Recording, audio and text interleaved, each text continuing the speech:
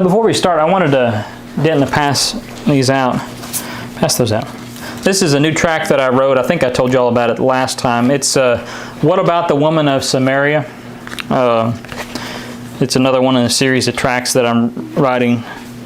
And this one here is dealing with the identity of the woman of Samaria and the fact that she wasn't a heathen, mixed-blooded person like many people tout. And I think you'll find that interesting. Thank you, bud. Okay, this morning we're going to be reading out of Ruth. I'm going to be finishing up the book of Ruth today. For those that didn't listen to part 2, I've got it on DVD if anyone wants it. We did part 1 out at the retreat last time. We went through chapter 1 and part 1 and just a little bit of chapter 2, and then in part 2 we went through the entire book, or chapter 2 in the book of Ruth. And in this one we're going to go through chapter 3 and 4 and just kind of wrap it up. There's not it's not going to be real meaty, but we're just going to go through chapter 3 and 4 and kind of close the case on this. For those that hadn't listened to it and kind of don't know what we're going with, the identity of Ruth is often used to either support interracial marriage, which is a lot of times the case. And the other thing is the identity of Ruth is often used to support or say that the Anglo-Israel message is really no effect. And the reason is because most Judeo-Christian teachers, and by the way, there is no such thing as Judeo-Christian. That's just what they call themselves. But they teach that Ruth was a Moabitess by race rather than by being born in the geographic location of the plains of Moab. Now, to most people, that statement, Ruth being a Moabite is not a big deal. Oh, that's fine. It's a very, very loving multiculturalism story. And they kind of use it as that. In part 1, we watched the clip from the popular TV series Chosen, where they even mocked Jesus a little bit by calling him a Moabitess in tongue-in-cheek fashion, quoting Matthew or Deuteronomy 23. And in calling Ruth a Moabitess by race, we put into question not just Jesus' legitimacy as the Messiah, but also his legitimacy to the throne of Israel. We put into question the legitimacy of David, Solomon, and everyone after that, because only an Israelite could sit on the throne and rule over other Israelites. And when we make Jesus basically a mongrel, like many of them do, it puts into question those laws. And we didn't write them, I didn't write them, but God wrote them. And He put them into place before the book of Ruth. And we get to the book of Ruth, and when we look at it through a lens of, quote, Judeo-Christianity, we find a lot of issues with other scriptures. And we'll see that here in a moment. So let's look at verse 1 in chapter 3. And then Naomi, her mother-in-law, said unto her, My daughter, shall I not seek rest for thee, that it may be well with thee? I want to stop right there. The term rest here is noting marriage, because for a woman in those days, when you got married, it was you were under someone's protection, peaceful, you had food, it was considered a rest. That's how they referred to it. Today, I know we don't really see it that way, but just in those days. But that's what it was referring to. A woman that wasn't married was often, in poverty because of the situation, much like Naomi and Ruth were. Verse 2. And now is not Boaz. So Naomi is talking to Ruth and saying, now is not Boaz of our kindred. Now this term here is very interesting because it is, Naomi is acknowledging that Boaz is one of their kindred. Now, One could say that it's just speaking of the kindred through marriage, because Ruth was married to Naomi's son. He died, and then when he died, the Israelite law of the kinsman redeemer, the Levirate law, allowed for a relative, normally a brother, to marry her and raise up children in his name. That was the practice of the day. It was in honor of the husband, and it was also to help the wife, and make sure she wasn't put out on the streets, or, and make sure she was taken care of. So here Naomi is acknowledging that both Ruth and her, it seems like, are close kindred to Boaz. In the very least, she's acknowledging that Boaz is a close kindred to her. We don't know what her relation was with Boaz. Maybe it was a nephew to Elimelech. Don't know. Scriptures don't say. But there was a close relation of some kind, enough for him to be considered to be a kinsman redeemer to Ruth and be under that classification. So one has to ask, if Ruth was a Moabite by race, why would they really care about raising children up for Naomi's son through a forbidden lineage? Just one has to wonder what was the motive in that, but we'll see more of that as we go on. And now is not Boaz of our kindred, and with whose maidens thou wast? Behold, he winnoweth barley tonight in the threshing floor. So he's harvesting barley. So it's interesting to note, and I hadn't lined it all out on a timeline, but we can see that Ruth and Naomi showed up in Bethlehem, we read in chapter 1, around the time of the planting of the barley, or the first harvest, somewhere in there, which was barley's an early crop. So that would put it somewhere around the time of Passover, which we know in the book of Ruth, it's a foreshadowing of our kinsman redeemer, Christ. So there's a lot of mirroring images that God's put in there to remind us of that. So it's kind of interesting that they showed up around Passover, and then this is sometime around harvest, sometime between the Feast of Tabernacles, Pentecost and Tabernacles. So just something interesting to note. Verse 3, wash thyself, therefore, and anoint thee, and put thy remnant upon thee, and get thee down to the floor, but make not thyself known unto the man until he shall have done eating and drinking.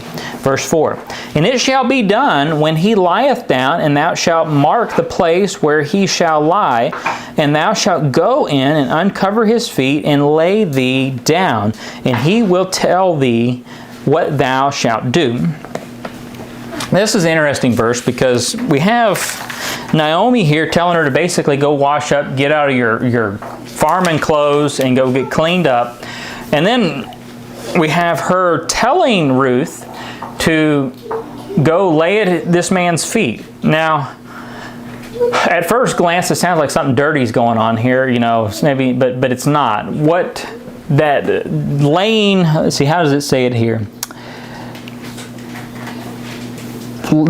Actually later on, uncovering of the feet. In verse 7, we'll get there in just a second, it refers to her uncovering his feet. That was an idiom in those days for sleeping. When you cover your feet, you were sleeping. It was just a Hebrew idiom at that time, at least in this context. So what she's saying here is not anything, no act that is inappropriate, but basically she's going to propose herself to him in some way and let him know that she is interested in possibly him being her kinsman redeemer and marrying him. And Naomi is encouraging it, which this is something that is very interesting because Naomi, okay, let's just say that Ruth is of a forbidden lineage, meaning it is a sin for an Israelite to marry into Ruth. You have righteous Naomi here dolling up her Moabitess daughter-in-law and going and presenting herself like a harlot and going and tempting this Israelite man and while he's harvesting his field. Think about that for a second. That puts a totally different light on Naomi's righteousness. She's no longer righteous. Now she's a scoundrel that is taking her daughter of a forbidden lineage and putting her before this Israelite man to tempt him. That changes the story completely. Naomi's no longer this righteous old woman that's just grave-stricken. She's up to no good. Let's look at verse 5. And she said unto her, All that thou sayest unto me I will do. And she went down unto the floor, and did according to all that her mother-in-law bade.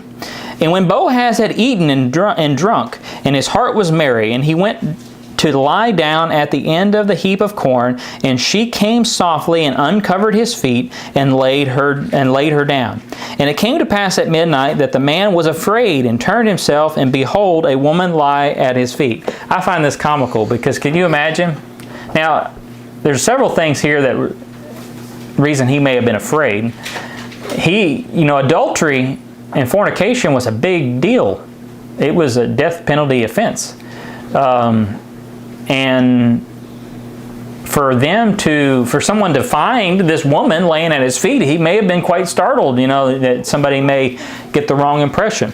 Just a side note. But she comes and lays at his feet to propose to him in so many words. And it came at midnight that the man was afraid, and turned himself, and behold, a woman lay at his feet. And he said, Who art thou? And she answered, I am Ruth, thine handmaiden. Spread therefore thy skirt over thy handmaiden, for thou art a near kinsman. Here again, the skirt deal, that is a idiom for marriage. She is basically asking for him to marry her. And she once again proclaims that he is a near kinsman. He is a legitimate person that can fall in line of the kinsman redeemer, which was only a relative of her husband, her dead husband, and only applied to Israelites in that case. Verse 10, And he said, Blessed be thou of the Lord. So now he just blessed her. Now think about this. If he was up to no good by thinking about marrying this illegitimate woman, he just blessed her. Now he didn't just say the Lord. Lord is all caps. That's the tetragrammaton. He used the name of the Lord. Some say Yahweh, some say other names, but he used the personal name of the Lord. So here he is blessing this woman that is trying to possibly make him to sin, which just doesn't make any sense. And he said, Blessed be thou of the Lord, my daughter, for thou hast showed more kindness in the latter end than at the beginning, inasmuch as thou followest not young men, which poor or rich. And now, my daughter, fear not, I will do to thee all that thou requestest, for all the city of my people doth know that thou art a virtuous woman. Okay, so we have an Israelite city here in Bethlehem, Judah.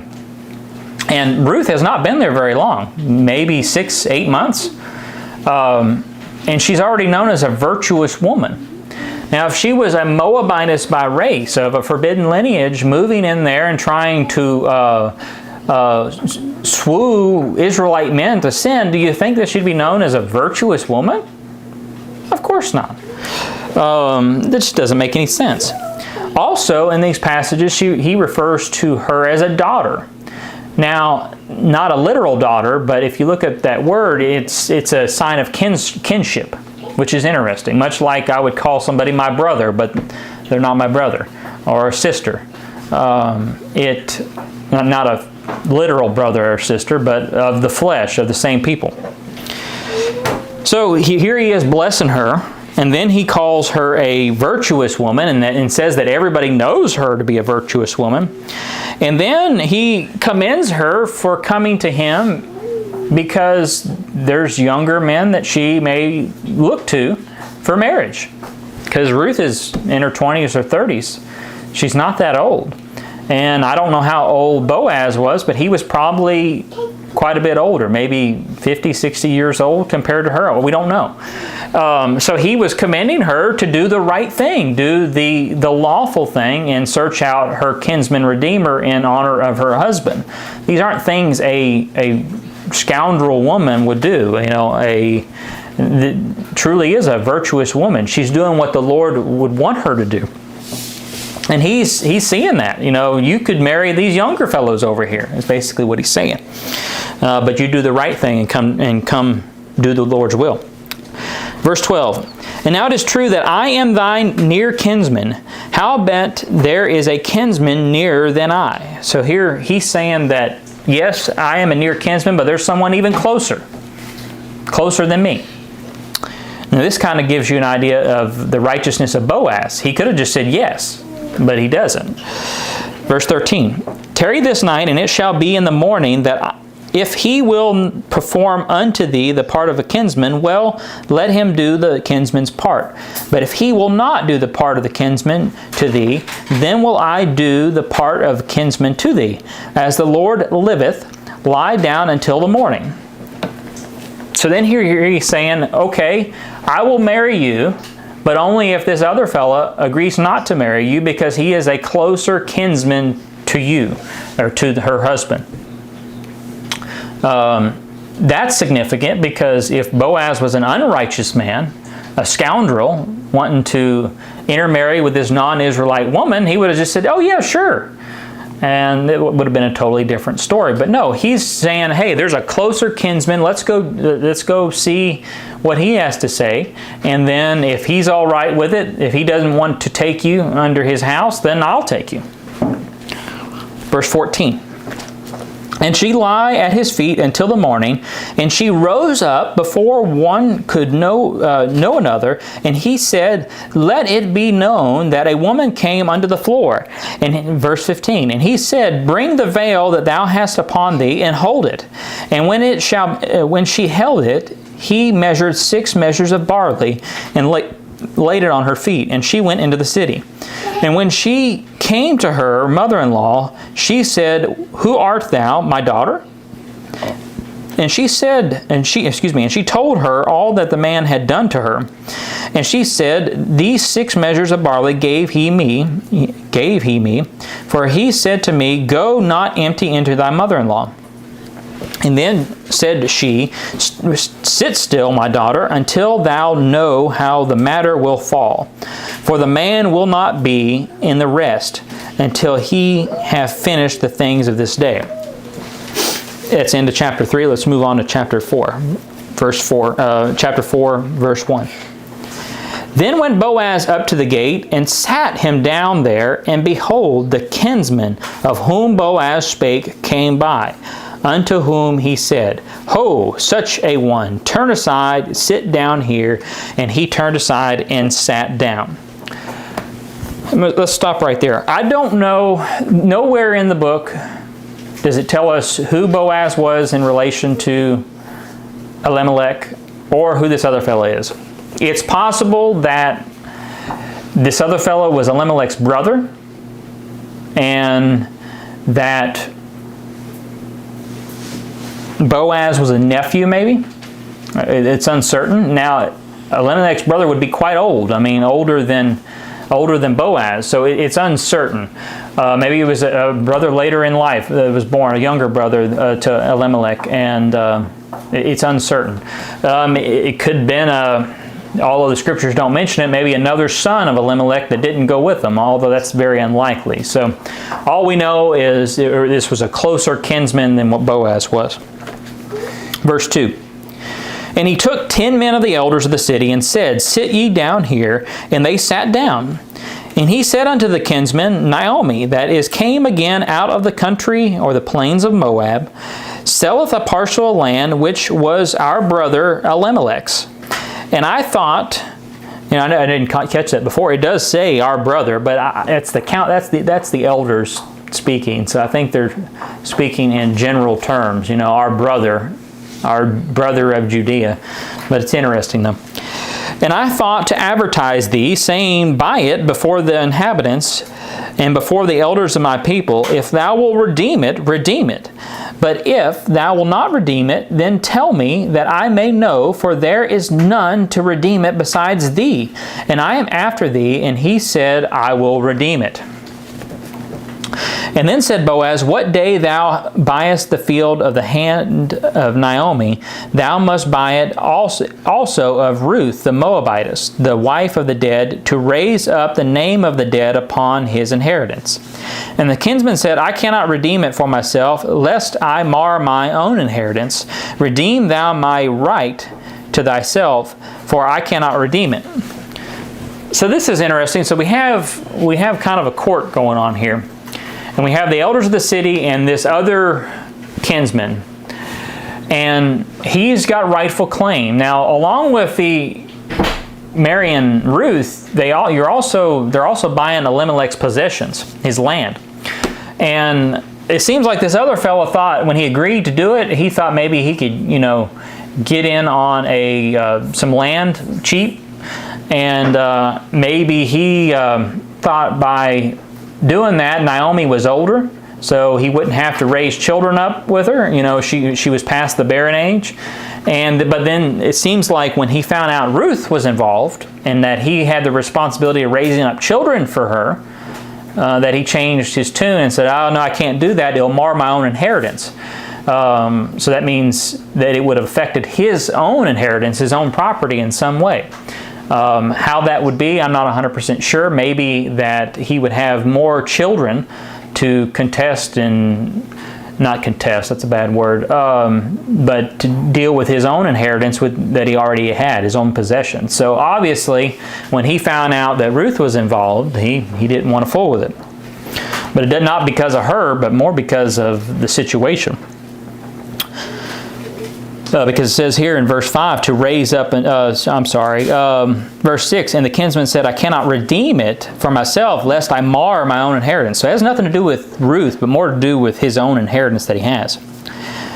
Verse 7, Now this was the manner in former time in Israel concerning redeeming and concerning changing. For to confirm all things, a man plucked off his shoe and gave it to his neighbor. And this was the testimony in Israel. Therefore the kinsman said unto Boaz, Buy it for thee. So he drew off his shoe. Y'all remember the story that we read in part 1 about how if a man wouldn't take off, take the kinsman redeemer's or the dead kinsman's wife, that she would have to put in the public place and spit in his face and take off her shoe. This isn't exactly what the same thing is, but it's a sign of I was willing to not take her. So he's taken off his shoe. Verse 9. And Boaz said unto the elders and unto all the people, Ye are witnesses this day that I have bought all that was Elimelech's and all that was Chilion's and Mahlon's of the hand of Naomi. Moreover, Ruth the Moabitess, the wife of Mahlon, have I purchased to be my wife, to raise up the name of the dead upon his inheritance, that the name of the dead be not cut off from among his brethren and from the gate of his place. Ye are witnesses this day. Now we have, in this scene, we have an entire group of elders in this city. I don't know how many that was, but it was a lot among the other people that it mentions here. Do you think if Boaz was marrying a Moabitess by race of an illegitimate line, that not one of these men would have said something? That they were all right with this sin going on openly? It's hard-pressed to get a group of men anywhere and not have one of them object about something. I find it very unlikely that not one of them would have said, hey, wait a minute, what about, they didn't have Deuteronomy 23 back then, but they had it wrote down somewhere. What about Deuteronomy 23:1? Which, by the way, let's stop here and let's read that real quick. Just as a refresher. And understand what sin people are saying that Boaz is committing. And not just Boaz, but Naomi And now all these men that just approved of it, these elders. Deuteronomy chapter 23, verse 1. And he, let's do verse 2. A bastard or a mamzer or a half-breed shall not enter into the congregation of the Lord. Even to his 10th generation shall he not enter into the congregation of the Lord. An Ammonite or a Moabite shall not enter into the congregation of the Lord. Not to their 10th generation shall they not enter into the congregation of the Lord forever. For because they met you not with water, with bread and with water in the way, when they came forth out of Egypt, and because they hired against thee Balaam, the son of Beor and Pethlor of Mesopotamia, to curse thee, nevertheless the Lord thy God would not hearken unto Balaam, but the Lord thy God turned the curse into a blessing unto thee, because the Lord thy God loved thee. Thou hast not seek their peace. Verse 6. Thou shalt not seek their peace, nor their prosperity all thy days forever. Well, Boaz is definitely seeking peace with this Moabitess by race, as many people say she is, in this passage. He's marrying her and doing well by her. But we see a straight forbidden law, or a law of forbidding that, in Deuteronomy 23. Then we have all these elders accepting it and okaying it. They're fine with it, which should hint to her not being of that lineage, but rather born in the same country. Born in the plains of Moab, taking the name of Moab. Much like people that are born in Texas are Texans, but it doesn't mean they're white or black or Mexican. It depends on what part of Texas, I guess.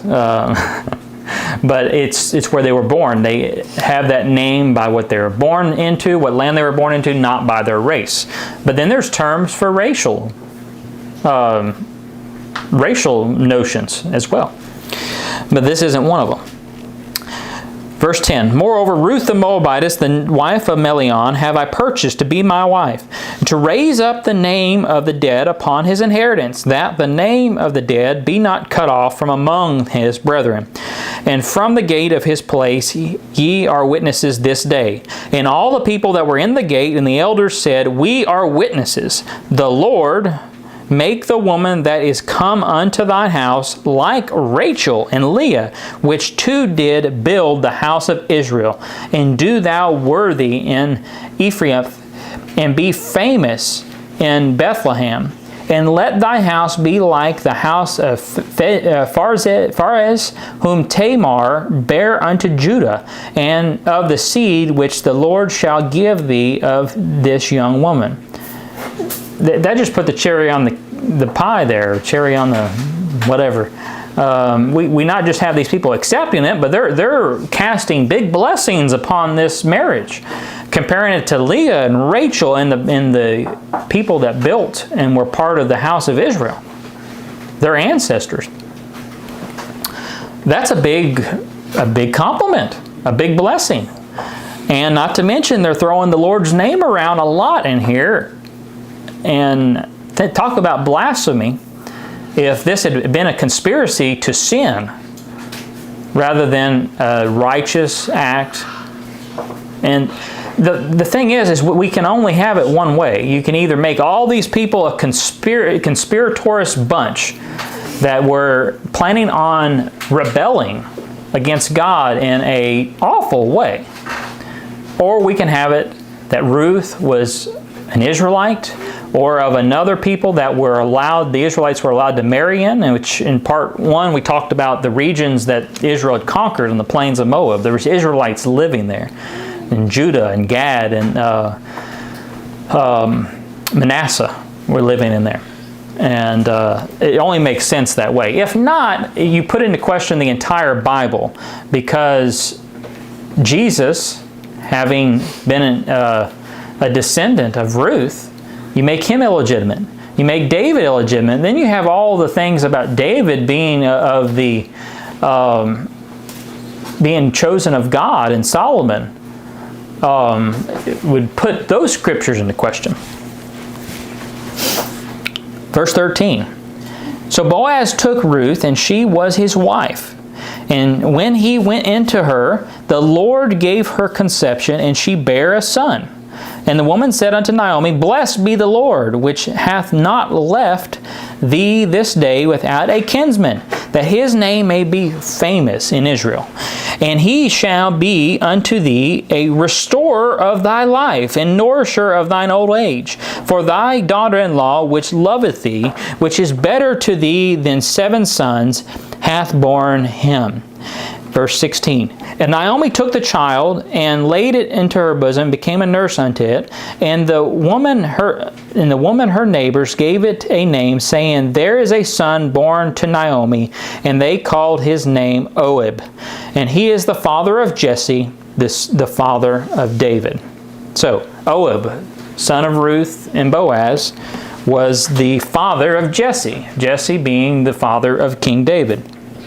Verse 18. Now these are the generations of Pharez. Pharez begot Hezron. Hezron begot Ram, and Ram begot Amminadab. And he begot Nahshon, and Nahshon begot Salmon, and Salmon begot Boaz, and Boaz begot Obed, and Obed begot Jesse, and Jesse begot David. Now, because God's law would forbid in any other way, and it would cause such a muck to take this false interpretation that Ruth was a Moabitess by race, we have to come to the conclusion that she was an Israelite. It only makes sense that way. There's a few pages I want to read out of a book